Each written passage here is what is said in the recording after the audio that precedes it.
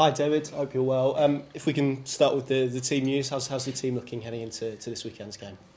Yeah, like expected, Farsi back in training, Johnny Rowe full in training. Barnsley will miss the first leg. I think there were no further doubts. Obviously, O'Neill and Gipsy are ruled out since a while for the rest of the season. So everything like expected, everyone in training. And in terms of those players that you gave some minutes to last week, your new list who came back, another full week of training, are they in a position where they can start this weekend, or are you still having to sort of manage their load, John Rowe as well?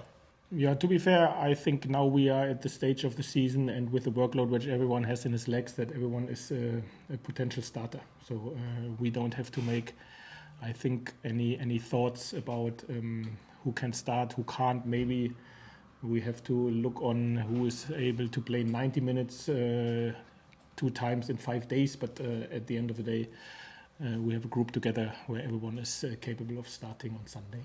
And Shane Duffy as well, I've got to ask you after the events of this week, is he someone that is going to be involved this weekend and throughout the playoffs more generally? He trained normal as well and made everything as well.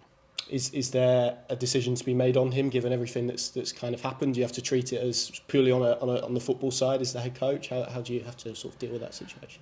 Yeah, at the end of the day, I think the club made a statement. I don't like to speak too much about it.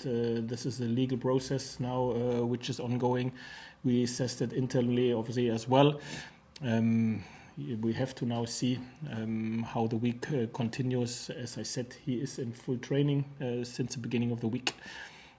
Trained like normal. Everyone was super focused, super concentrate, relaxed enough, but exciting enough, how it should be before such a game. And this is how we will deal with the situation. And that was going to be my next question. I mean, what have the last 8 days been like? Because I can imagine it's been a lot. It feels like a long wait, I'm sure, for everybody. So do you have to sort of manage those excitement levels and those emotions that the players are inevitably feeling? Do you want them to feel that, or what's the balance like? Oh, I think from my point of view, it's good to give everyone the treatment and the freedom to deal with it like he likes to do. So someone gets excitement 3 days before the game, someone gets it when we leave Park Farm and drive to the stadium. So this is nothing which I like to create externally from my side. For me, it's more keep the focus, prepare your team. Everyone is super fit. They've shown this over the whole season. Keep everyone healthy, give the information which they need, and make sure that everybody is calm enough and able to be focused on the details which are important. And then obviously there will be the moment where the excitement starts internally in me, and then obviously I will not hold it back and to give it to everyone else. Yeah, is there a management there in terms of the size and magnitude of the game? You can sense how many people are in this room today and after the season that's been, because clearly, you know, there's as you said, a balance to strike between getting the details right and probably getting the emotions right as well. So is that something you as a head coach has to manage, or is that down to individuals and the individual players to strike that balance? No, listen, first of all, I think everyone should embrace the situation now, because this is where they worked for unbelievably hard for 10 months. This was one of our first targets. Being in the top 6, fighting for promotion, and first step done, but only the first step. And I think this is then the moment as well that everybody should embrace this situation. We had some very, very exciting competitions, games in this season already, where the players have done and delivered.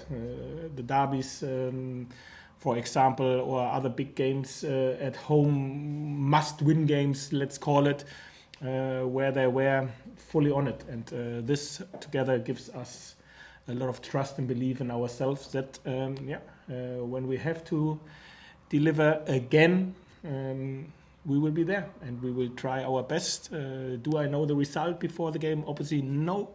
But do I know that we will fight for every inch? We'll make it as uncomfortable as possible for Leeds United. With our home supporters, this intensity, this energy, this special feeling which we have to create because this game deserved it. Absolutely, yes. We will be there. You mentioned it, you've had lots of big games this year, and it feels like we've come here every week and spoken about them. But the fact you've had sort of the experience of the East Anglian Derby and coming through that successfully as well, have you been able to sort of utilise similar in terms of preparation and dealing with kind of the heightened senses around that game into this game? Can you use that game in a sense? And the fact you've had an experience like that so recently, does it help? No, the preparation is different because I think there was not as a big gap in between the games. But what is the truth, and is this an advantage or not?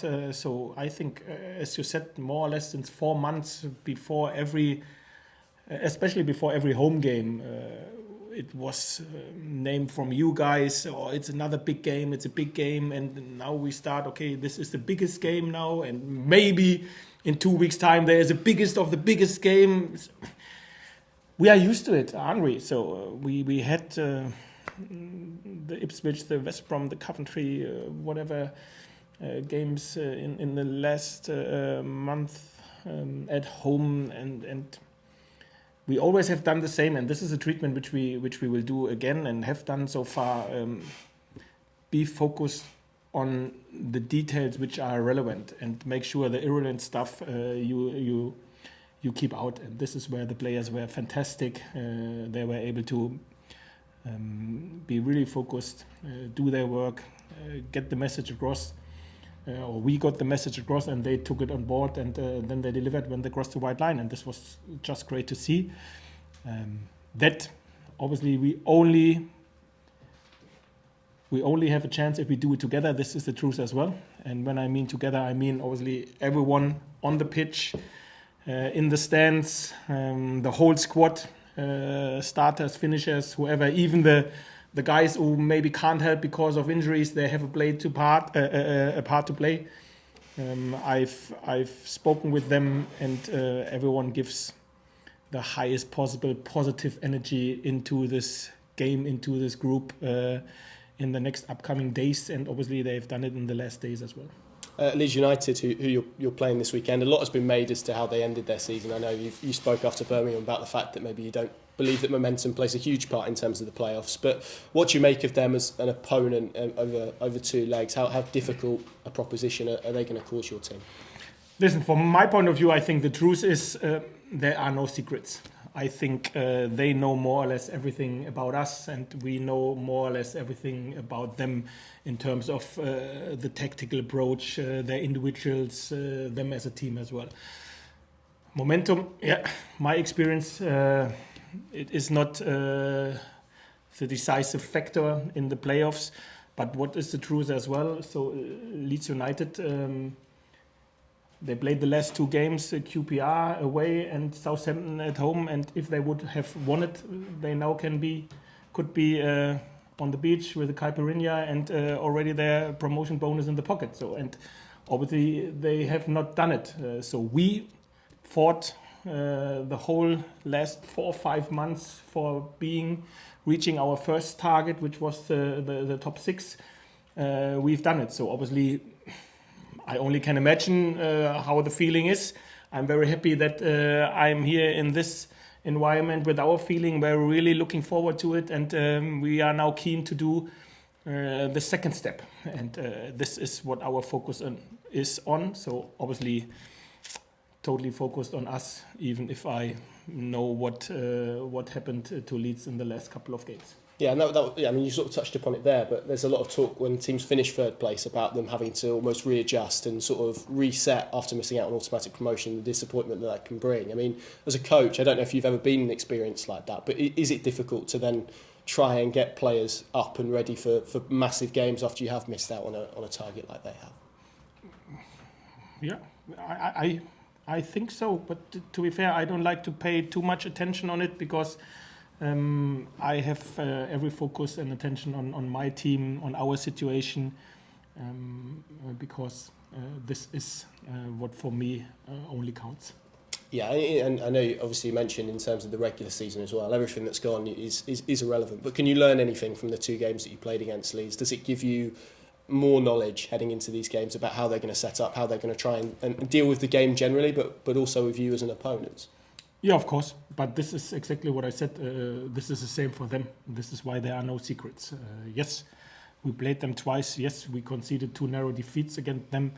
Does it count for Sunday or for Thursday? No. Totally irrelevant.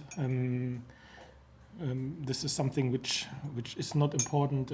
I think we lost with Huddersfield when we won promotion, the 2 games against Sheff Wednesday as well in the league. So, means nothing. What it means is everyone knows more or less everything about the opponent, and it plays a big part, obviously, to be very focused on the details, to make sure you have the right mindset, and this is where we really work on. Does it suit your group to go into this game as underdogs? I think you described them as underdogs as well. Yeah, okay, that we are the underdogs, I think this is not a secret. If you see where how big the gap is over 46 games, but does it mean anything? For me, not. So I love the position, to be fair, and this is exactly where it even means more if you can play from the underdog position at home, sold out in a proper game against the favorite. So this is why a lot of people love cup competitions as well, where underdogs can beat the odds, and for us we take the role, we accept it. I think it's fair play to say to Leeds that they are the favorite. Doesn't mean we are not competitive, doesn't mean we can't win the semis, absolutely not, and we will fight for it. You've obviously got experience of coming through the playoffs before with Huddersfield. What are the key ingredients that a team needs to get through the playoffs and to be successful in them? I will not answer this question. Is there because a lot of people speak in knockout football about defensive solidity and those elements, because goals are so massive inevitably, particularly in a 2-legged game. Is that a component? If you'd maybe share one, is that sort of defensive aspect so important to knockout football in particular? To be fair, I think as long as I follow the playoffs, I think there were not very often results where the goal difference was huge, and I know that this mostly happens in the playoffs for a reason, because obviously we all together know there are 2 games to go, especially in the semis, and this is maybe the reason why this happens. But at the end of the day, again, I think every game is different. Every playoff game is different. Every opponent is different. And you have to make sure that you are focused on doing your stuff on the highest possible level for the whole game, first second till the last second. And if you can do so, to keep this focus, this concentration very, very high, I have no doubts about our fitness, then you are super competitive, and this is what we like to be. You've obviously mentioned, and people have asked you, I'm sure, about your experience of the playoffs. You've also got a backroom team full of people who've experienced playoffs. Your assistant, Christoph Bühler, Andy Hughes as a player, I'm sure, as well. Palash as well, in a slightly different situation. How useful is it to have not just you, but those in the group as well, and embedded in the group, speaking to players about the experiences that they've had, both positive and negative? Yeah, listen, the truth is, if you've done it and you've done it successful, you have quite, you are quite confident on it because you know that you've done it and you know how to do it. And obviously, all the informations that we have on board, which we think it's important, we will address to the players, and they will be aware about it. And this is the truth. It gives you maybe this few percentage more trust and belief that you are capable of doing it, because we've done it. I don't know if the circumstances were better or not, but obviously to have the feeling you've done it in a successful way gives you a certain amount of confidence. Just final couple from me, but obviously Daniel Farker at Leeds, someone who has a big history with this club in terms of promotions, never been through a playoff before. How do you assess the job that he's done at Leeds United? I'm sure probably a lot of it will depend on what happens to them in the playoffs, but 90 points, I mean, it's a season that I think the last time it was in the 90s that the team got 90 points and didn't achieve automatic promotion. How do you assess kind of what he's done there this year? Yeah, I think 90 points speaks for itself. But at the end of the day, it was not enough to probably reach their targets, which was automatic promotion. And now they have a 25% chance to be in the Premier League, as we do. And this is the truth. So how should I assess it? 90 points, great. But at the end of the day, we meet us over 2 legs and both have the same chance, 25% to be next season a Premier League club. And this means what happened, and I said this before, there is a regular season who no one cares now, and there's a postseason. And in this postseason, all 4 teams have the same chance. And we try to grab our chance with both hands, because at the end of the day, this is what you always ask in life for, to have a chance.